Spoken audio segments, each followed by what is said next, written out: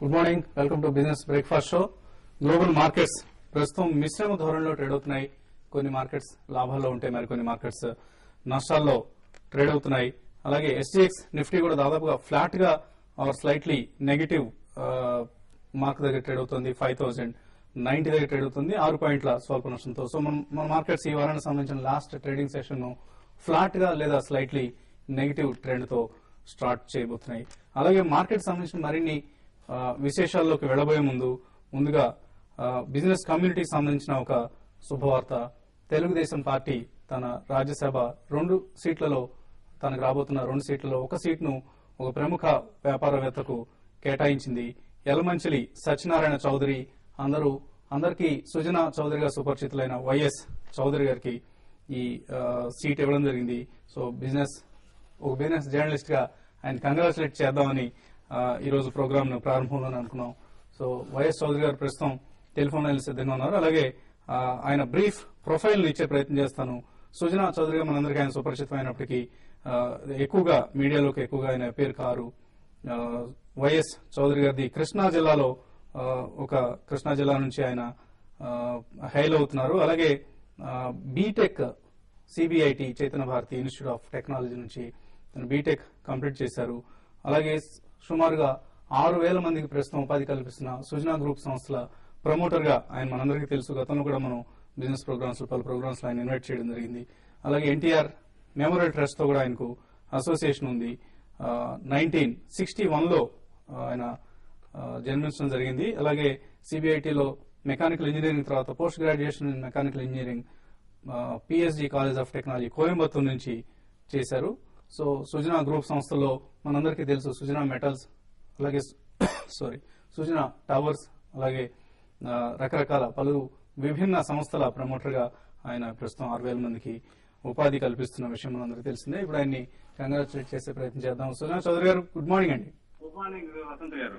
So ముందుగా congratulations అండి, మీరు తెలుగుదేశం రాజ్యసభ సభ్యుడిగా త్వరలో బాధ్యతలు తీసుకోబోతున్నందుకు. థ్యాంక్ యూ వెరీ మచ్ అండి. సో ఒక సక్సెస్ఫుల్ బిజినెస్ పర్సన్ నుంచి ఒక రాజ్యసభ మెంబర్ గా ట్రాన్స్ఫార్మ్ కాబోతున్నారు. సో ఈ కొత్త బాధ్యతలో మీరు ఎటువంటి రోల్ ప్లే చేయబోతున్నారు? నేను ఇప్పుడు ఇంకా 24 గంటలు కూడా కాలేదండి. నేను ఒక నెల రోజులు స్టడీ చేసి ఏ రోల్లో మన స్టేట్ కి మన స్టేట్ ప్రజలకి ఉపయోగపడుతుంది అనుకుంటే ఆ రోజు డెఫినెట్ గా చేస్తారండి. ఓకే అండి. యాక్చువల్ గా దీనికోసం చాలా తీవ్రమైన పోటీ నెలకొన్న వాతావరణంలో మిమ్మల్ని చంద్రబాబు నాయుడు గారు తమ పార్టీ అభ్యర్థిగా ప్రకటించడం జరిగింది. సో మీలో ఉన్న ఎటువంటి క్వాలిటీస్ ని ఆయన పరిగణలోకి తీసుకొని చేశారనుకుంటున్నారు?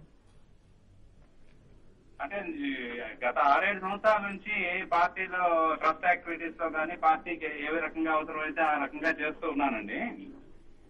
హలో, ఓకే అండి, చెప్పండి. చేస్తున్నాను. దాన్ని బట్టి డెఫినెట్ గా ఆయన ఇంకా ఎక్కువ రెస్పాన్సిబిలిటీ ఇస్తే ఇంకా బాగా చేస్తామని చెప్పి ఇది నాకు ఇచ్చినట్టున్నారు. ఇదంతా కార్యకర్తలు మంది నాయకులు చొరవతోనే జరిగింది. ఇది ఎవరైతే చంద్రబాబు నాయుడు గారు డెసిషన్ తీసుకున్నారు కానీ. ఓకే అండి. అలాగే చౌదరి గారు, మన రాష్ట్రం నుంచి ప్రస్తుతం 3 ప్రముఖ బిజినెస్ పీపుల్ ఈ పార్లమెంట్ సభ్యులుగా ఉన్నారు. ఆల్మోస్ట్ 3 చెప్పుకోవచ్చు, మీతో కలుపుకుంటే 3 అవుతున్నారు. జి వివేకానంద గారు విశాఖ ఇండస్ట్రీకి సంబంధించిన ప్రమోటర్, అలాగే నామా నాగేశ్వరరావు గారు మధుకాన్ గ్రూప్ ప్రమోటర్, అలాగే ప్రస్తుతం మీరు సుజనా గ్రూప్ ప్రమోటర్. సో ఎక్కువ మంది బిజినెస్ పీపుల్ ఇలా పాలిటిక్స్ వైపు మొగ్గు చూపడానికి ఎటువంటి కారణాలు ఉన్నాయి? అంటే పాలిటిక్స్ లో కూడా కొంచెం ఒట్టి బిజినెస్ అయితేనేమో everything is linked with money అండి. Money and of course employment కూడా చేయొచ్చు. కొన్ని పొలిటికల్ రిఫార్మ్స్ తీసుకొచ్చి ఇంకా బెటర్ గవర్నెన్స్ తీసుకొద్దామని probably people are looking at that. Okay అండి. అలాగే చౌదరి గారు, మీ బిజినెస్ వ్యాపకాలకి ఇది ఎటువంటి ఆటంకం అవుతుంది అనుకుంటున్నారు? ఎటువంటి రకమైన ఆటంకం జరగదండి. నేనే strong believer of delegation. So మా కంపెనీలన్నీ మీకు కూడా తెలుసు, ప్రతి కంపెనీకి ప్రొఫెషనల్ మేనేజింగ్ డైరెక్టర్స్ ఉన్నారు. నా ఎటువంటి రకమైన politics and business I can easily bifurcate. Absolutely no issue.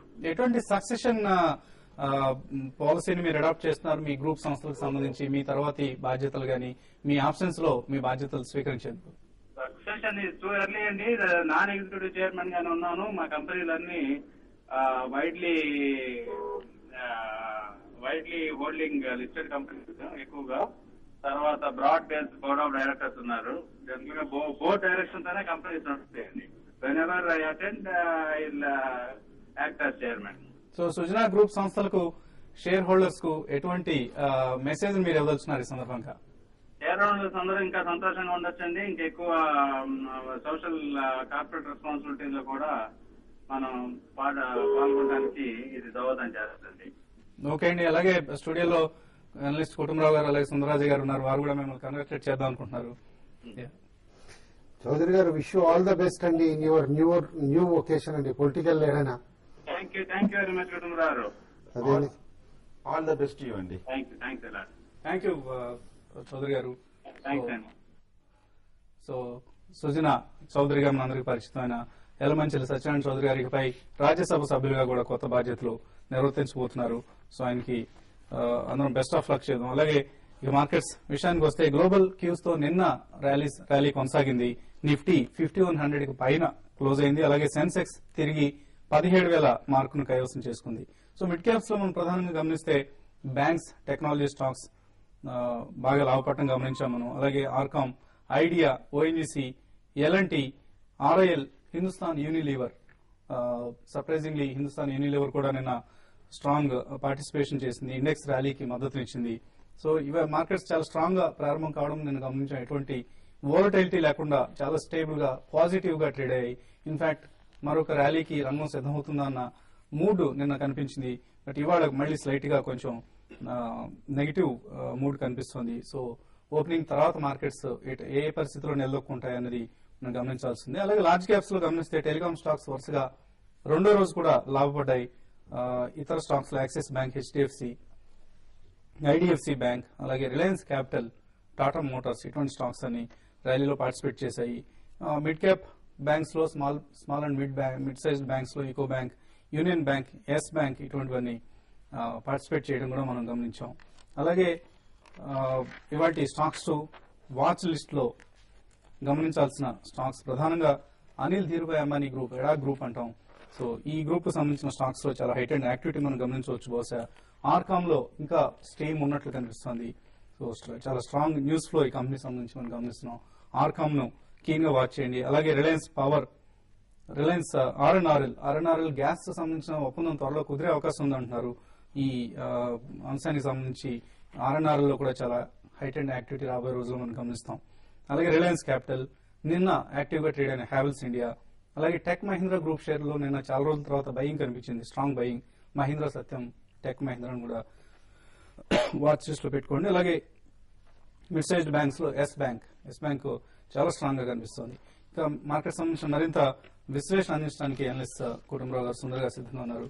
So Kutumbarao, overall గా నిన్న పుల్ బ్యాక్ ర్యాలీ లాగా వచ్చింది. ఈ ర్యాలీ కొనసాగుతుంది అనుకోవచ్చా, లేదా it's too early to predict అంటారా? ఒకటే నిన్న మోస్ట్ పాజిటివ్ థింగ్ ఏంటంటే 100-డే మూవింగ్ యావరేజ్ పైన క్లోజ్ అయిందనమాట. దట్ ఈస్ ఎట్ 50.95, 50.90 దగ్గర ఉన్న మూవింగ్ యావరేజ్ పైన.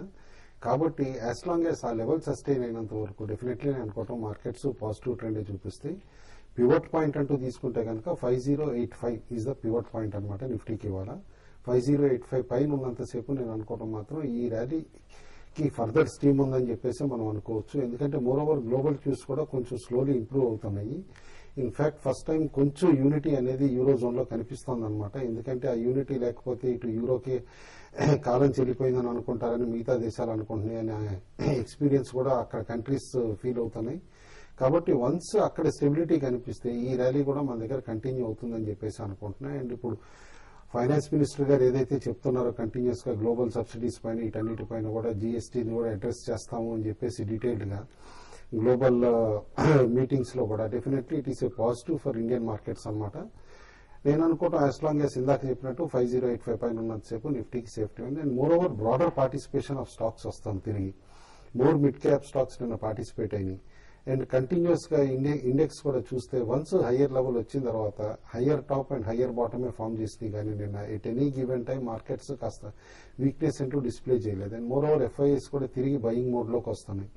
కంటిన్యూస్ గా పొజిషన్స్ బిల్డప్ చేస్తున్నారు. కాబట్టి definitely markets are in good shape for next at least ఈ సిరీస్ లో టిల్ 12th, 13th ఎప్పుడైతే ఎక్స్ డివిడెండ్ అవుతాయో చాలా స్టాక్స్ అప్పటి వరకు మాత్రం ఈ ట్రెండ్ కంటిన్యూ అవుతుందని చెప్పేసి అనుకుంటున్నాను. ఓకే అండి. సో సుందర్ గారు, మీకు ఎలా కనిపిస్తుంది